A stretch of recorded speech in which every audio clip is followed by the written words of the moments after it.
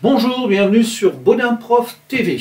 Alors, nous allons voir une vidéo qui va nous permettre de traiter une partie du sujet E2 de l'époque de l'épreuve des bacs pro Agora. C'est-à-dire comment relever d'éventuelles erreurs de comptabilisation et comment les modifier, les rectifier. Petit rappel, on enregistre toujours dans des comptes. Au débit, nous allons avoir tout ce qui enrichit l'entreprise. On parle généralement de tout ce qui entre dans l'entreprise, les flux entrants. Au crédit, tout ce qui va appauvrir l'entreprise, donc les flux sortants, tout ce qui sort de l'entreprise. En haut à droite, une vidéo sur la partie double qui reprend un peu ce mécanisme. Alors, voyons notre première facture. Première chose à faire, c'est vous situer. Donc, vous travaillez dans une entreprise, alors nous, c'est Ion Équitable, et vous regardez si vous êtes client ou fournisseur. En haut, on a toujours le fournisseur. Donc, ça veut dire que Ion Équitable est le client. Un client achète. Qu'est-ce qu'on a acheté? On a acheté du riz. Et puis, on regarde, il y a une remise, il y a de la TVA, classique de la facture. Maintenant, regardons rapidement l'écriture. Donc, l'écriture, on a mis 607,4 et on regarde 607,4, ce sont bien des céréales comme le riz. On a mis 323 €. On a mis la TVA à 5,5 qui est ici pour le montant de la TVA, 16 €. On lui a mis une remise, on a vu remise, donc on a trouvé le compte remise ici, donc on l'a utilisé au crédit, puisque 609,7 c'est un compte avec un 9 en troisième position qui marche à l'envers de sa classe. Donc la classe 6 c'est le débit, 609 c'est le crédit, donc 32,32 €. Et puis 401 pour le fournisseur qui est là-haut, pas de problème. Enfin, pas de problème. Si, l'écriture est fausse. Comptablement, elle est fausse. Elle est bien équilibrée, on a bien débit crédit, mais c'est faux.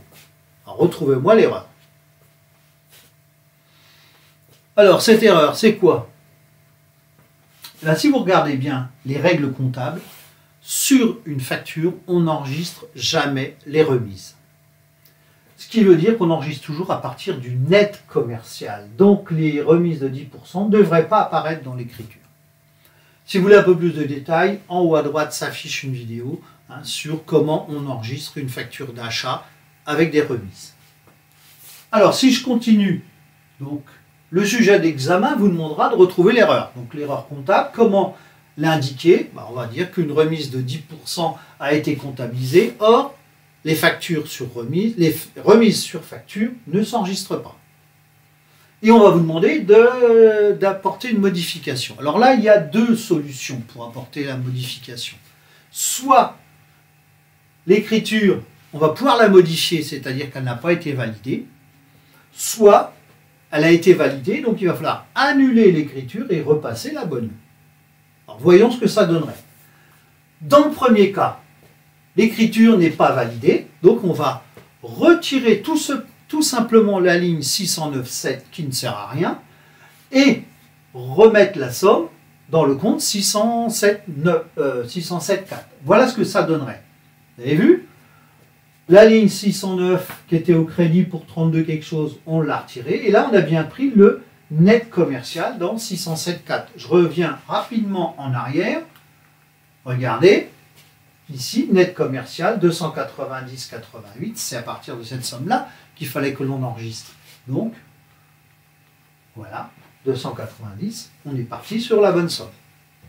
Le deuxième cas est plus long, puisque là, l'écriture a été validée. Donc, il va falloir annuler l'écriture précédente, fausse, en la contrepassant, c'est-à-dire en la passant à l'envers. Et puis après, on va remettre la bonne dans le bon sens. Voilà ce que ça donne. Voilà notre écriture de base, vous voyez, qui n'était pas bonne. Pour l'annuler, c'est simple, il faut autant d'argent au débit qu'au crédit. Donc, exemple, si je prends 607,4, il y avait 323,20 au débit, regardez ma deuxième écriture, je les mets au crédit. Et donc, ça s'annule. Je fais pareil avec les autres. Vous voyez, donc là, les noirs et les rouges s'annulent. On n'a plus rien. Tout est à zéro. Maintenant, on va passer la bonne écriture. La bonne écriture, c'est tout compte fait celle que j'ai passée juste là. Vous voyez, 607,4 pour 290, et voilà, 607,4, 290, les 16 € de TVA et solidairement. Je n'oublie pas de vérifier mon débit égal crédit, et ici j'ai bien les totaux égaux, donc la partie double est respectée. Prenons un deuxième cas.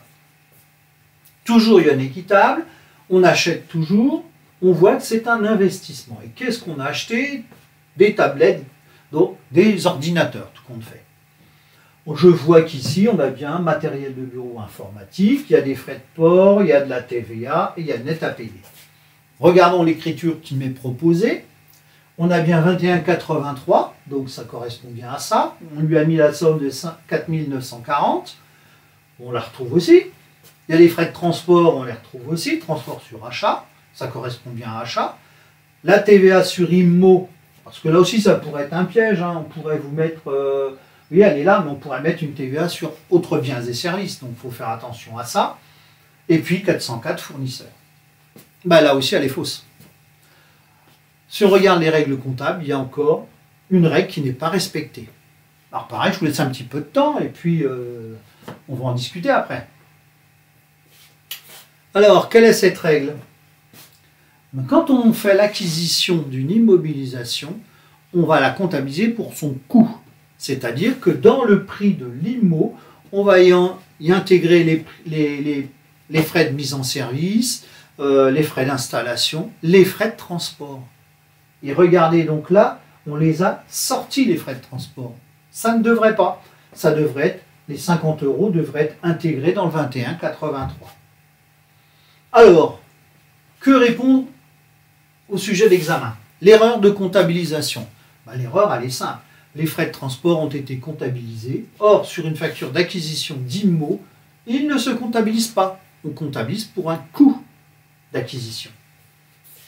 On vous demande de trouver des solutions, modifications à apporter. Ben, là aussi, ce sera toujours la même chose. Soit on peut modifier l'écriture, donc on fera après l'exemple, soit on ne peut pas la modifier, et donc on va l'annuler et la repasser, la bonne écriture. Qu'est-ce que ça donnerait? La première solution.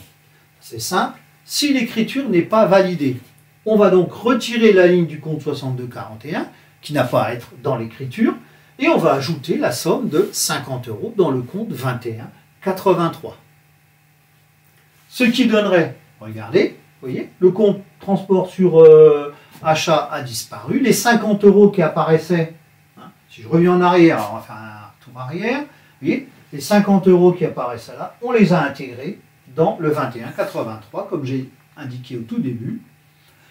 Donc on retrouve bien votre 21,83 pour son coût d'achat, coût d'acquisition, la TVA n'a pas bougé, le fournisseur n'a pas bougé.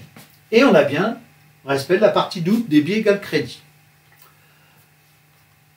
Deuxième solution, la deuxième solution, elle est plus complète, compliquée on va dire, puisque l'écriture est validée, donc on est obligé de la contrepasser, c'est-à-dire la passer à l'envers. Donc regardez, on a nos comptes de départ, pour annuler, tous les comptes qui étaient au débit, on les met au crédit, et le compte qui était au crédit, on le met au débit. Ce qui fait que ces deux écritures, la noire et la rouge, s'annulent.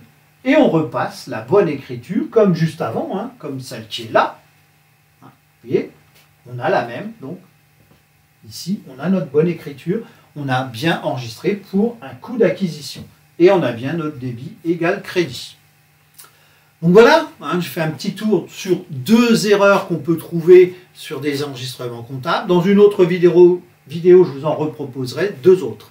Donc si vous avez aimé, n'hésitez pas à liker, à partager ma chaîne et à vous y abonner. Merci, au revoir.